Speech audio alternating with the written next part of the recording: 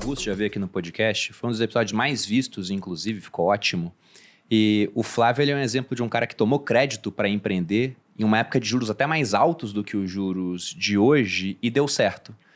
E aí, quando ele conta a história dele, ele sempre pontua os porquês da decisão. Ao longo de episódio de 2 horas falamos disso. Só que se o cara só assiste Reels, ele pega assim, não, então posso tomar crédito para empreender. Só que o Flávio é o cara que teve sucesso, né?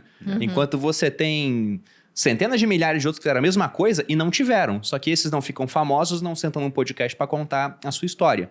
Mas como o pessoal só se atenta ao vencedor e não consegue enxergar o cemitério silencioso de quem perdeu, eles querem repetir a conduta. Só que tomar crédito aqui no Brasil é complicado. Então, o Carlos citou um financiamento. Financiamento é a taxa mais justa, assim, né? Vamos colocar a mais baixinha. Justa é a questão de percepção, mas é uma taxa muito mais baixa. Até porque você tem um imóvel de garantia. O imóvel, como o próprio nome diz, ele não se mexe. Sim. Então, ele pode ser tomado de volta. Só que se você já pensa no empréstimo com garantia de imóvel, o juros já sobe. Já é diferente. E eu digo isso porque outro dia eu fui olhar essa taxa. Nós recebemos a oportunidade, eu e a Malu, de comprar uma parte do empreendimento que a gente falou, nossa, muito bom. Só que a gente não tem liquidez para isso agora, porque o meu dinheiro está no Grupo Primo, o dinheiro que a Malu ganha fica nas empresas dela. Daí eu falei para Malu, falei, amor, talvez a gente pegue um empréstimo. Se for muito bom o negócio, só tem que ver a taxa. Eu não tinha visto a taxa do Home Equity ainda, que é isso, você colocar uma casa como garantia. Ela falou, dá uma olhada aí na taxa. E a taxa era 1% ao mês mais IPCA.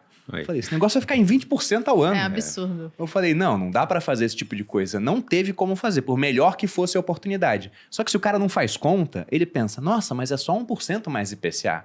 Tá tranquilo. Pega um ano que o IPCA explode pra ver se esse negócio vai ficar tranquilo. Então, de fato, o brasileiro, ele se endivida muito e se endivida mal. E a pessoa perde a casa. Ela perde a casa.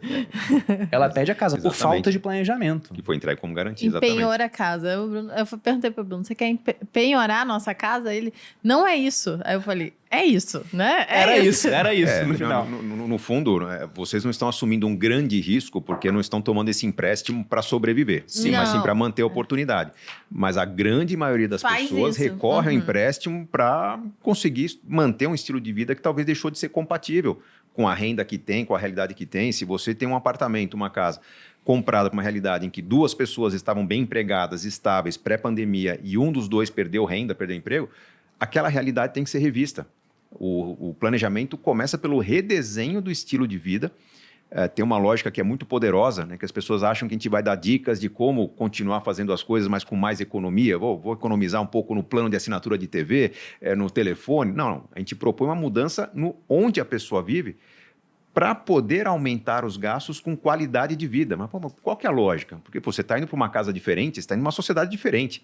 Você tem que praticar um esporte, tem que se envolver com aquela nova sociedade, você tem que ter práticas de conexão.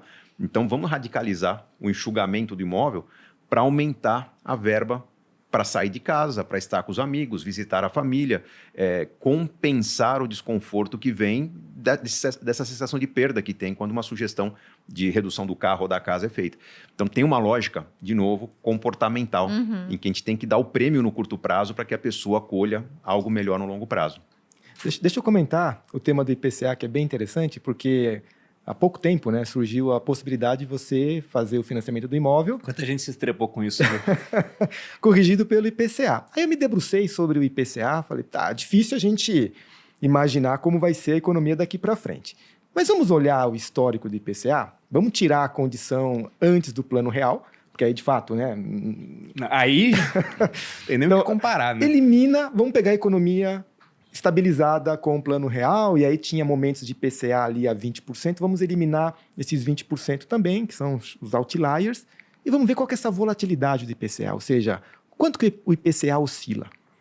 Curiosamente, se fizerem essa conta, você vai chegar à conclusão, o histórico do IPCA tem uma volatilidade do Ibovespa. Então, quando você vai financiar um imóvel usando como correção o IPCA, na época que lançaram essa linha de crédito, né, o IPCA estava 4%. Ficava mais barato do que você fazer um pré-fixado ali ou mesmo uma correção pela TR. Só que com a volatilidade de bolsa, veja, o IPCA, por causa da pandemia, foi para mais de 10%. Mas já chegou a bater 12%, né, recentemente, lá em 2016.